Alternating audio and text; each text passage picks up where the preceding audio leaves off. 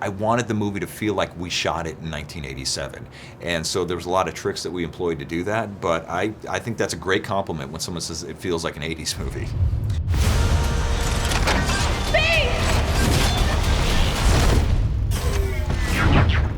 Bumblebee is more human than the previous Transformers movie.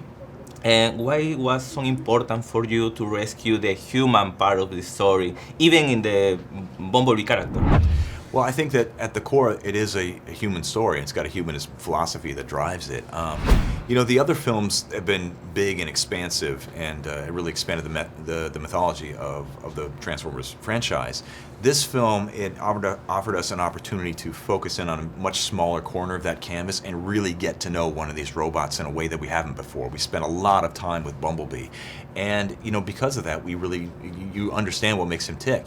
He's always been the one Transformer who had the deepest connection with humanity, the strongest connection with people, and this film explores why, and you see him as a beautiful, emotional soul. So let's practice. You ready? If you see anyone besides me, what do you do? Great. Perfect. Come back now. The chemistry between Bumblebee and Hayley's character is excellent, but the real is that Hayley is real, but Bumblebee not. Right. So how hard was to create that chemistry on set and later in post-production? It's tricky because it's chemistry on two parts. You know, you have Hayley who is acting against thin air. There's nothing there. You know, when she's creating this beautiful, subtle performance, this really emotional performance with this robot, he's not there. He's not going to be added for months and months later in visual effects. So, you know, that is a real trick on an actor's part to be able to bring that beautiful performance to life. But then the other side of the chemistry is the robot, and that's an incredible challenge on the animator's part to bring that character to life in a way that mirrors the beautiful emotion that Hayley is providing. So it's challenging on both sides, but when it works, it's really magic.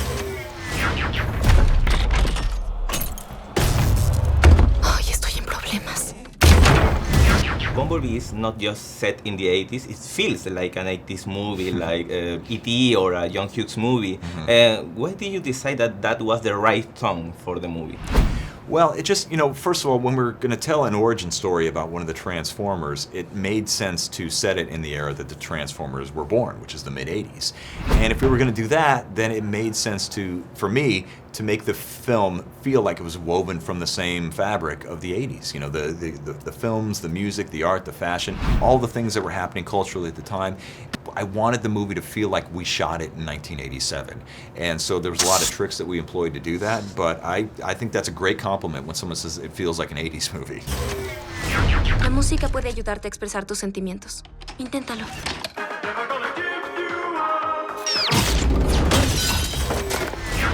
I have to say, Kubo and the Two String is one of my favorite animated movies of all time. Thank you. And in some moments, Bumblebee is similar because both have leading characters that try to find his place in the world, dealing with loss. Mm-hmm. Was just a coincidence, or was something that you looked for? No, it's not coincidence. I mean, I think that, you know, that generally storytellers tend to kind of explore those things that are important to them. We kind of look within ourselves, and you know, I think one of the things that I found is the more personal you make something, the more universal it becomes. If you really kind of pull out aspects of yourself, your own experiences, your own thoughts, your own emotions, and put it into the movie, I think it's something that people connect with. And so to the extent that there are similarities between Bumblebee and Kubo, I think that's just natural, because I think films reflect the people who make them. Bumblebee, solo hay una manera de terminar con esta guerra.